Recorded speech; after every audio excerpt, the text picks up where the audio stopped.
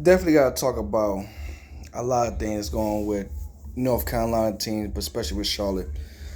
First thing first, it's your boy Shawnee, NC4 Corners. Subscribe to the YouTube channel. Follow me on TikTok, NC4 Corners. Let's get it. Now, we struggling. We're 9-31 this season due to various of things. Injuries, bad coaching, um, and just not having experience of the team we have. Now we got a little dilemma of what we gonna do. We might be in rebuild mode. Well, we are in rebuild mode. I don't know why I'm said that, but a lot of things gonna change by the end of the season. Steve Clifford's not gonna be the head coach. I'd be surprised he is if once the season ends. It's a possibility that Miles Bridges might go to another team. Hope he don't. And now we question the LaMelo Ball being here for the future after we sign him to that 5-year extension. And possibly might lose Terry Rozier and go to here with one to a buyout and one to a trade. So after hearing me saying that, what's the positive? Here's the positive. Brandon Miller is definitely one. He's a young player with high IQ for a guy his age. Versatile scoring, could shoot from three, could shoot from mid-range, could take it in, could play solid defense. But like I said, as times go on, he could gain some weight. He could understand what's an 82-game season looking like, because he been bound to a little bit injuries. I mean, when you're his size and you play the way he does, you're going to get injury. Joe Wallace was the same way, but bigger. And, Michael Kilgore was another one. So that's one we could look at. Second bright side we could look at is the future of players we have outside him. Mark Williams, right now he's out with a back injury. I'm not trying to rush that. Backs are usually as lingered as much as hamstrings, shoulders, and various other injuries that you can't determine how a player's supposed to feel and stuff like that. Because I know he want to play. He's the anchor of the defense. When he's there, he should kill rebounds, block shot. He does what he has to do. LaMelo, of course, him being here, everybody's talking about, oh, he's injury prone. I won't 100% disagree with that, but I remember a future Hall of Famer named Stephen Curry, who his first 3 seasons, he had ankle surgery on both ankles. Nobody talks about that. Russell Westbrook blew both his knees out. Nobody talks about that. Various all-star players that have got injury bounce back. It all determines what LaMelo mindset and coming back from rehab and everything like that. So we can't just assume that, oh, he's injury prone, because like I said, first of all, he's 6'7", about 215, maybe 220 solid.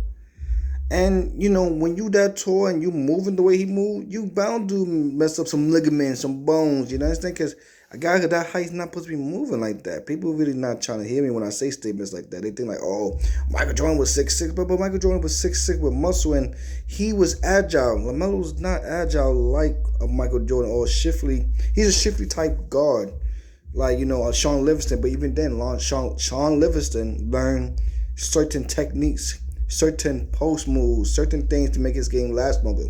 Because Sean Livingston was just like LaMelo, same way, a 6'7" guard who could move quick, agile, shoot threes. He was doing everything to that devastating knee injury, and he had to reevaluate himself. So let's understand: is LaMelo going to take the next level to do it? I believe he will. He just got to have the right cast around him. I mean, for us to turn this season around, it's not going to happen. That means we will have to win almost 95 of our games. It's not going to happen. I'm just sorry. It's not going to happen because it's too much time to waste and everything like that. So, what my positive about this video and what my positive about, the Hornets, see who you got. I mean, if the trade deadline's in a couple of weeks, play James Bouknight. See what you can get for him. You're not re-signing him. You rather just trade him, get some assets, maybe a second-round pick. Maybe lucky you might get a first-round pick for somebody like him. So get him, start him playing. Get these young guys start playing, so you don't have to get the veterans injured or get into worse injuries. So get these young guys playing. Start filling out our draft sheets. Cause we gonna be a top 10 pick, maybe top 5, and then we gotta look what we gonna get for the future, and then we go from there. Search for a new coach. Keep Steve Clifford there. Search for a new coach, and we gonna change this organization around. Cause like I said, we have the talent to go further in the playoff and further. But right now, injuries does play a factor. But we gotta dump some of these players. Golden Hayward, I like him, but he gotta go. He most likely gonna go get a contract buyout. He don't stay healthy. This is the beginning of the season was the most healthy he's been besides lately. Gotta give it him. Terry Rozier, I think we should sign him to another 2-year extension because he's still at the age that he's in his prime. He showed you that he showed you that he's an all-star this year. And I believe he's an all-star reserve. If he's not, I'm making a complaint. I'm gonna make a complaint about that. That's something that I don't care with nobody. There was a stretch that this guy was averaging damn well 25 points, 7 rebounds, 7 assists. He was really doing everything for Charlotte. Even though they was losing a lot of those games, he was doing everything. Like so, the month of December he went off on that, and going to November he went off. Like I said, nobody want to talk about that. So now we need to understand what Charlotte need to do. Those are the key things that Charlotte need to do. You know, get younger, get a new head coach, understand the philosophy, and if we're going to take time to get where we got to go. Because the coaching does play a factor. Steve Clifford's not it. Maybe back in the year when he first got here, but this is not it. I'm sorry, Steve. You're not cut out to be the coach right now or anything, because we need a coach to guide these young players, to put them in a system that benefit them. So if we can find a head coach like that, I'm all for it. But right now, this is not it.